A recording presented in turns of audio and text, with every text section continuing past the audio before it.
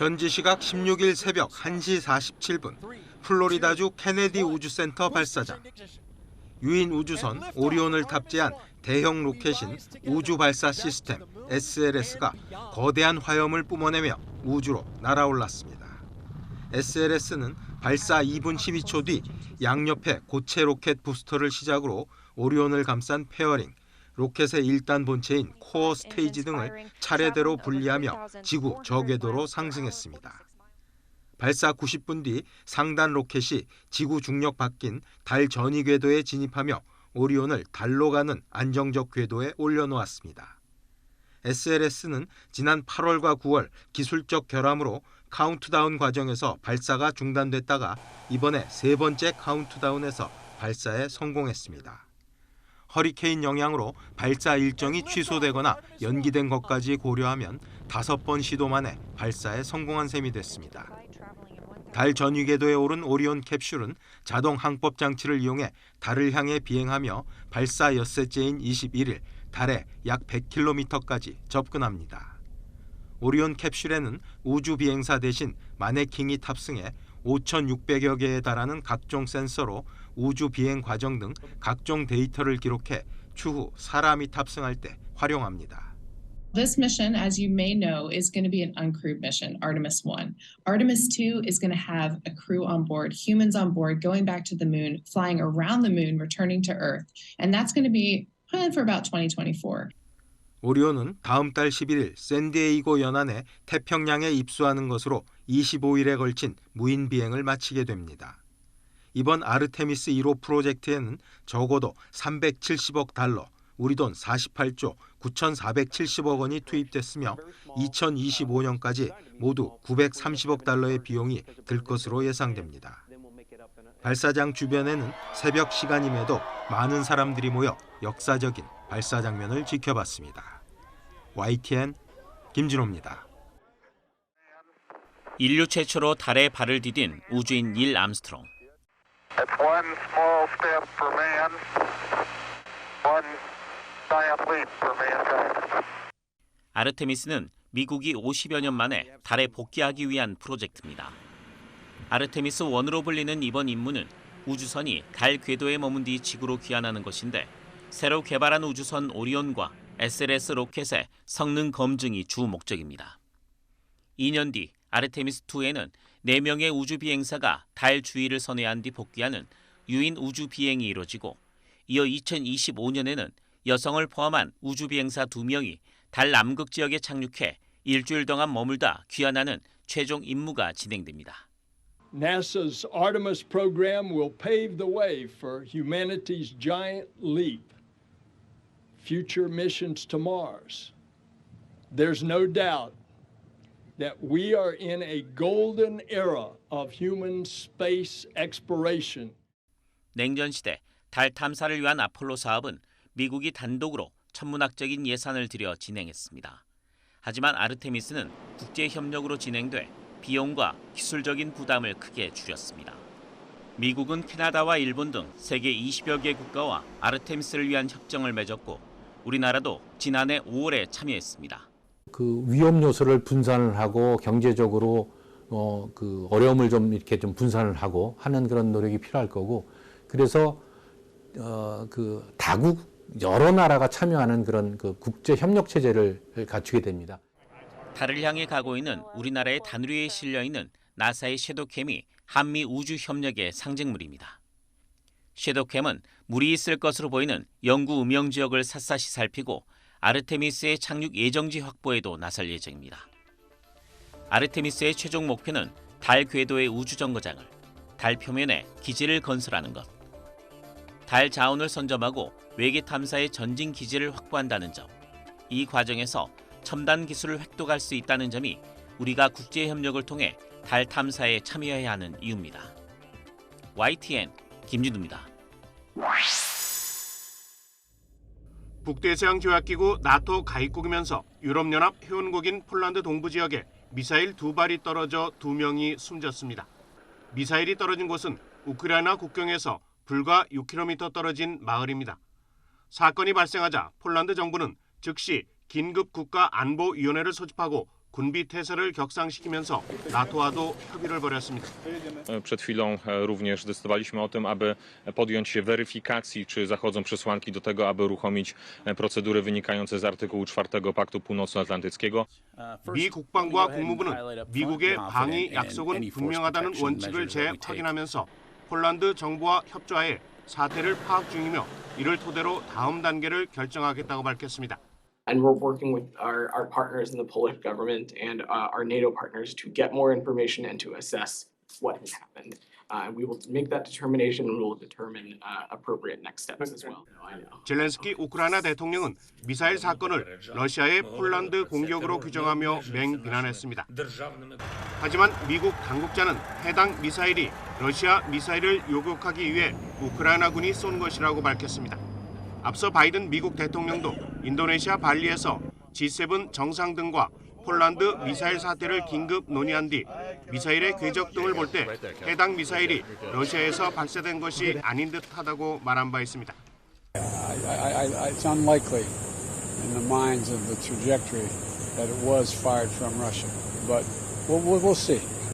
북대서양 조약기구 나토는 회원국에 대한 공격을 나토 30개국 전체의 공격으로 간주해 집단 대응하도록 규정하고 있습니다. 다행히 러시아의 미사일 공격이 아닌 것으로 드러남에 따라 서방 측은 어려운 결단에서 벗어날 수 있었습니다. YTN 임수근입니다.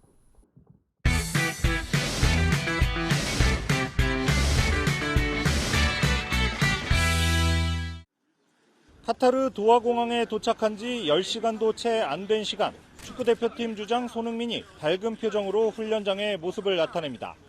오랜만에 만난 동료들과 반갑게 인사도 하고 환한 미소와 함께 단체 사진 촬영에도 임합니다. 곧이어 시작된 오전 훈련, 손흥민은 도착 첫날 휴식을 취할 거라는 모두의 예상을 깨고 그라운드에 섰습니다. 얼굴의 절반을 덮는 검정색 마스크를 쓰고 구슬땀을 흘리는 모습에 국내외 취재진의 관심이 집중됐습니다. 손흥민은 무더운 날씨에 땀이 흘러내리는지 연신 마스크를 고쳤으며 훈련에 동참했습니다. 생각보다 되게 편안해서 나쁘지 않았던 것 같고요. 영국에서 썼을 때보다는 조금 다른 것 같더라고요. 왜냐하면 날씨 때문에 마스크를 만지는 이유가 사실 사람의 이제 얼굴 형태가 계속 다르고 또 붓기도 많이 빠지고 어느 날은 또 조금 더 부어 있고 하다 보니까 손흥민은 러닝에 이어 동료들과 패스를 주고받는 등 20여 분 동안 가볍게 몸을 푼 뒤 부상 중인 김진수, 황희찬과 함께 재활 치료를 받았습니다. 카타르 오기 전날에 제가 훈련을 진행했는데 거기서도 분명히 거의 스프린트까지 진행을 했었었는데 거기서도 그렇게 크게 문제 없이 잘 진행이 됐었어서 뛰는 데는 지금은 전혀 지장이 없는 것 같습니다. 팀의 주장이자 핵심 공격수인 손흥민이 밝은 표정으로 훈련에 동참하자 대표팀 전체의 사기도 크게 올라간 분위기였습니다. 볼을 차는 훈련을 했다는 점에서 오는 24일 우루과이와의 첫 경기 출전 가능성도 높였습니다.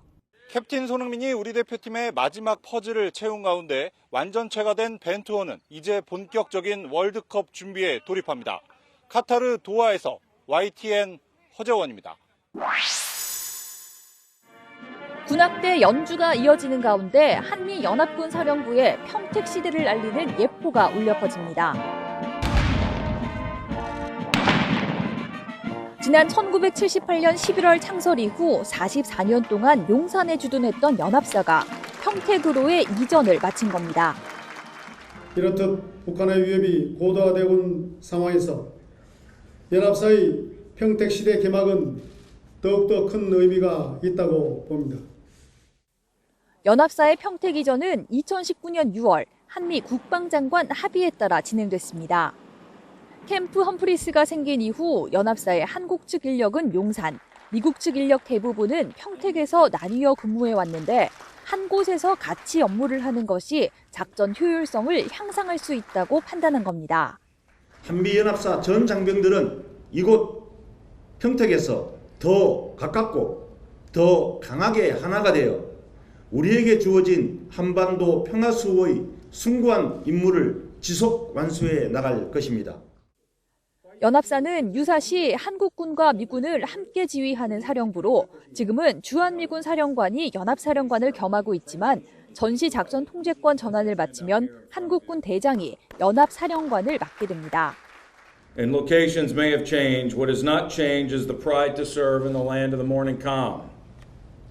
The pride in defending a great people and seeing a bright future for our future generations. 연합사가 평택으로의 이전을 완료하면서 환경 정화 문제 등 용산 미군 기지를 반환받는 작업도 속도를 낼 전망입니다. YTN 한현입니다. 매장 안에 다양한 정장이 종류별로 한가득 걸려 있습니다. 어떤 정장이 좋을까 여기저기 둘러보고 마음에 들면 직접 입어보기도 합니다. 이곳은 정장을 빌릴 수 있는 대여점입니다. 비싼 정장을 저렴한 가격에 빌릴 수 있어 취업을 앞둔 대학생들에게 인기가 좋습니다. 고물가로 주머니 사정이 팍팍해진 대학생들에게 정장 구매는 부담스러운 데다 1년에 몇 번 입지 않는 정장을 사는 것보다는 빌리는 게 낫다는 생각 때문입니다. 대학생들이 사기에 좀 부담스럽잖아요. 그래서 좀 이런 서비스가 있는 게 가격적으로나 아니면 취업에 있어서 실질적으로 도움이 많이 되는 것 같습니다. 특히 하반기 채용이 본격화하면서 정장 대여점에는 취업 준비생들의 발길이 끊이지 않고 있습니다. 이 매장은 지난 10월 매주 평균 이용객이 250여 명에 달했습니다. 저도 이제 힘들 때 겪었던 일들을 생각해서 정장 대여점을 시작을 했고요. 지금은 청년들 모두가 편하게 그리고 조금 더 저렴하게 정장을 대여할 수 있도록 운영하고 있습니다. 전공서적이나 자격증 교재를 구매할 때도 새 책을 사기보단 중고로 거래하는 대학생들이 늘고 있습니다. 교재를 한 번 보는데 그치지 않고 다시 중고로 판매해 최대한 아끼기 위해서입니다. 신품과 거의 다름없는 상태의 책을 구할 수 있고 또 가격은 거의 정가의 절반 정도 이하로 구할 수 있어서 좀 학생들에게 경제적인 부담이 덜한 것 같습니다. 대학교 기숙사에는 배달비가 들지 않도록 배달 음식을 함께 시키는 애플리케이션이 인기입니다. 여러 명이 주문하다 보니 배달 최소 금액도 없고 사실상 구내 식당보다도 저렴하게 이용할 수 있습니다. 배달비 생각 안 해도 된다는 게 가장 큰 것 같긴 해요. 학교 주변 자체가 다 고물가라서 학교 학식이라고 해서 뭐 딱히 싼 것도 아니고 해가지고 대학생들에게 낮은 금리로 등록금과 생활비를 빌려주는 학자금 대출의 연체금도 늘고 있습니다. 씀씀이를 눈에 띄게 줄이는데도 대출금을 갚지 못한 상황. 우리 대학생들 앞에 놓인 엄혹한 현실입니다. YTN 안동준입니다. 리튬이온 배터리를 못으로 관통하자 맹렬한 불길이 치솟습니다. 전기 자동차에 한 번 불이 나면 아무리 물을 쏟아부어도 진화가 어려운 이유입니다. 그런데 이 배터리는 못을 관통시켜도 불이 나지 않습니다. 내부 물질이 모두 고체로 된 전고체 배터리입니다. 차세대 꿈의 배터리로 불리며 전 세계가 개발 경쟁에 뛰어들고 있는 전고체 배터리를 국내 중소기업이 상용화 수준으로 개발하는 데 성공했습니다. 실험실 수준의 제품은 국내적으로도 많이 출시가 되고 있는데요. 실제 산업 현장에서 그 개통에 연계돼서 실증을 하는 것은 어떻게 보면 저희가 처음이기 때문에 이 배터리는 전기를 저장하는 장비 ESS에 실제 적용됩니다. 또 이를 바탕으로 고체와 액체 특성이 섞인 반고체 전기 자동차용 배터리 개발도 추진됩니다. 고층 빌딩 안전을 위협하는 화재는 외장재에서 발생하는 경우가 많습니다. 그런데 이 외장재는 불의 확산을 막는 난연성을 지니고 있습니다. 또 마치 레고 블럭처럼 패널을 조립형으로 붙여나갑니다. 열로 머리카락을 곧게 펴주는 무선 미용기구입니다. 삼성전자에서 프린터를 제작하던 그룹이 그 기술을 이용해 사내 벤처를 만든 뒤 완성한 제품입니다. 프린터에서 열을 가멸치에 가해서 발색을 시키는 원리를 가지고 있습니다. 그 원리를 이 헤어 스트레이트너에 그대로 차용했다. 기술력과 독창성을 인정받은 이 제품들은 올해 최고의 발명 특허로 선정됐습니다. 대한민국 지식재산 대전의 이 수상작들은 굉장히 중소기업이든 대기업이든 뭐 무관하게 굉장히 우수합니다. 그래서 이분들이 제품들이 정말 자기 권리가 제대로 보호되고 그리고 또 잘 활용될 수 있도록. 2020년 기준 우리나라의 산업재산권 출원 건수는 세계 5위권. 하지만 인구 대비 특허 출원 건수는 세계 1위에 올랐습니다. YTN 홍상입니다. 지난 8월 새로 태어난 출생아는 2만 명대 초반에 그쳤습니다. 반대로 세상을 떠난 사람은 3만 명으로 집계됐습니다. 인구가 한 달 동안 8,000명 넘게 줄어든 겁니다. 벌써 34개월 연속 인구 자연 감소입니다. 인구 감소가 심각한 사회 문제가 됐지만 결혼에 대한 인식은 갈수록 악화하고 있습니다. 결혼을 꼭 해야 한다거나 하는 것이 좋다고 생각하는 국민은 전체의 50%에 그쳤습니다. 2년 전 조사 때보다 1.2%포인트 낮아졌습니다. 반대로 결혼하지 않아도 좋다는 응답은 비중이 갈수록 커지고 있습니다. 결혼을 부정적으로 보는 가장 큰 이유는 역시 돈이었습니다. 결혼 자금이 부족하다는 이유가 28.7%로 가장 많았고 고용 불안정과 결혼의 필요성을 느끼지 못한다는 점 등이 뒤를 이었습니다. 결혼을 해야 한다는 추세는 전반적으로 감소세이며 2008년 68%에서 2022년 50.0%로 감소를 했습니다. 일반적으로 결혼과 출산에 대한 상관관계가 높은 것을 보아 최근 저출산에도 영향을 미치고 있는 것으로 판단됩니다. 다만 국민 10명 가운데 7명은 결혼하지 않더라도 같이 살 수 있다고 생각했고 결혼하지 않아도 자녀를 가질 수 있다고 생각하는 사람도 34.7%로 나타나 꾸준한 증가세를 이어갔습니다. 이혼과 관련해서는 할 수도 있고 하지 않을 수도 있다고 중립적으로 생각하는 사람은 전체의 절반에 달했고 하지 말아야 한다는 의견은 27%로 줄었습니다. YTN 조태현입니다.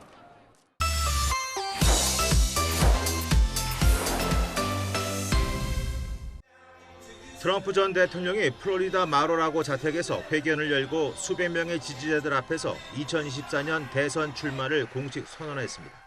In order to make America great and glorious again, I am tonight announcing my candidacy for President of the United States. 2년 전 미국은 위대한 국가였는데 바이든 행정부가 들어선 지금은 그렇지 못하다면서 미국을 다시 위대한 국가로 만들기 위해 자신이 대선에 나선다고 밝혔습니다. 트럼프 전 대통령의 세 번째 대선 도전입니다. 하지만 앞길은 그리 순탄치 않아 보입니다. 중간선거에서 자신이 지지해 내세운 후보들이 펜실베니아와 네바다 등에서 패해 상원을 민주당에 내줬고 하원에서도 근소한 승리에 그치자 트럼프 책임론이 거셉니다. 새로운 공화당 주자로 떠오른 드샌티스 플로리다 주지사가 대선 주자 선호도에서 트럼프 전 대통령을 앞선다는 여론조사 결과도 나오고 있습니다. Do you believe that Donald Trump should ever be president again? David, I think that's up to the American people. But I think we'll have better choices in the future. 의회 폭동 사건과 기밀 문서 유출 등 미 법무부와의 법적 다툼이 사법 처리로 이어질 경우 트럼프 전 대통령의 대권 레이스에 큰 변수가 될 수밖에 없습니다. 트럼프 전 대통령이 지금도 미 공화당 내에서 큰 인기와 영향력을 가지고 있는 것은 분명합니다. 하지만 보수 성향의 월스트리트 저널은 사설에서 트럼프의 출마 선언에 공화당원보다 더 많은 민주당원이 신났다는 것은 아이러니라고 지적했습니다. 아마존이 실적 부진 우려에 결국 인력 구조 조정의 칼을 빼들었다고 뉴욕타임스가 보도했습니다. 뉴욕타임스는 내부 보고서를 인용해 이번 주부터 약 10,000명을 해고할 계획이라고 전했습니다. 아마존 직원은 지난 6월 말 기준 전 세계 총 150만 명으로 감축 대상은 전체의 1%가 되지 않습니다. 하지만 아마존 역대 최대 규모의 인력 감축입니다. 아마존이 고용 중단에 이어 인력 감축에까지 나선 것은 4분기 실적이 전망치를 크게 밑돌 것으로 예상되는 등 경기 침체 우려가 커졌기 때문입니다. I think dark times in tech. We're seeing it at Amazon, Apple, Microsoft, and others. The clock struck midnight on hypergrowth. And now you're seeing the cuts across the board. 아마존 창업자이자 세계 4위 부자인 제프 베이조스는 현지 시간 14일 방영된 CNN과의 인터뷰에서 경기 침체 가능성을 경고했습니다. 지금 경기 침체에 있지 않더라도 곧 들어설 가능성이 크다며 리스크를 가급적 줄이고 현금을 손에 들고 있으라고 조언했습니다.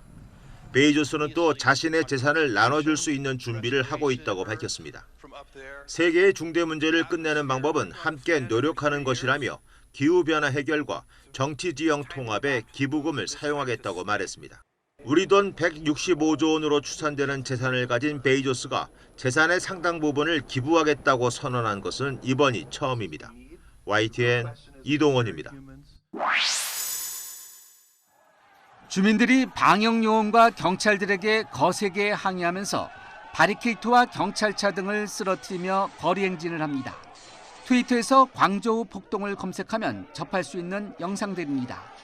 광저우에서는 지난 14일 신규 코로나 감염자가 5천여 명 발생하는 등 최근 감염자가 폭증하고 있고 일부 지역은 지난달 말부터 봉쇄된 상태입니다. 노이터통신 등 외신은 오랜 봉쇄에 지친 시민들이 항의하는 시위 영상이 트위터 등 SNS를 통해 확산하고 있다고 전했습니다. 최근 방역 정책을 일부 완화해온 중국 전역에서 코로나가 재확산하면서 당국이 제로 코로나 정책의 고삐를 다시 바짝 죄는 분위기입니다. 지난 11일 하루 신규 확진이 10,000명을 넘어선 지 닷새 만에 2배가량 늘어서 2만 명에 육박했기 때문입니다. 베이징 대학은 코로나 감염자가 1명 발생하자 학생과 교직원 전원에 대해서 캠퍼스 밖으로 못 나가게 폐쇄했고 수업을 온라인으로 전환했다고 AP통신이 보도했습니다. 특히 확산 급증세에 독감약과 가정용 산소호흡기 사재기 현상도 나타나고 있다고 중국 매체들은 전했습니다. 제로 코로나 정책으로 인한 3년 가까운 봉쇄에 쌓일 대로 쌓인 중국인들의 항의 시위 영상은 중국 소셜미디어 웨이보에서는 사실상 삭제돼 볼 수 없습니다. 트위터 접속도 중국에서는 차단돼 있습니다. 중국 인터넷 당국인 국가사이버정보판공실은 인터넷과 소셜미디어 계정 운영자들에게 댓글 관리 의무를 부여하고 다음 달 15일부터는 위반 시 처벌하는 규정을 발표하며 여론 통제 강화에 나섰습니다. YTN 김상호입니다. 일본 홋카이도는 코로나 사태 이후 처음으로 하루 감염자 수가 10,000명을 넘어섰습니다. 도쿄에서도 2달 만에 다시 10,000명을 넘는 확진자가 나왔습니다. 1週間で20名ぐらい、そのうち4名ぐらいが陽性だった. 각지에서 환자가 급증하면서 전국 감염자 수는 지난 9월 중순 이후 처음으로 다시 10만 명을 넘어섰습니다. オミクロン株の BA.5 がですね 94% ぐらいだと思うんですね。もちろん変異株も少しずつ増えてはいますが、ワクチン接種がですね効果がやっぱりどっちかというと薄れてきたという。 전문가들이 이달 들어 잇따라 재확산을 경고했지만 일본 정부는 전국 차원의 규제는 검토하지 않고 있습니다. 대신 감염 상황에 맞게 외출이나 회식 자제 등을 촉구하도록 각 지자체에 일임했습니다. 코로나 재확산이 더딘 경기 회복에 찬물을 끼얹을 수 있다는 우려 때문입니다. 지난 여름 이후 감염 상황이 진정되면서 전국 여행 지원이 재개됐지만 물가 급등 여파로 소비는 좀처럼 늘지 않았습니다.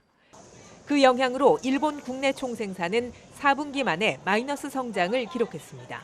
物価上昇が続く中で家計の実質所得の減少や企業のコスト上昇など家計企業を取り巻く環境には厳しさが見られ、さらに世界的な景気後退懸念にも注意。 일본 정부는 2020년 3월 다이아몬드 프린세스호 집단 감염 사태 이후 중단한 국제 크루즈선 기항도 재개하기로 했습니다. 각국 선박과 관광객이 오가면서 지역 경제가 활력을 찾기를 기대하는 겁니다. 그동안의 7차례 유행이 매번 이전 수준을 크게 뛰어넘은 만큼 이번 파고가 일본 경제에 미칠 영향도 적지 않을 것으로 보입니다. 도쿄에서 YTN 이경아입니다.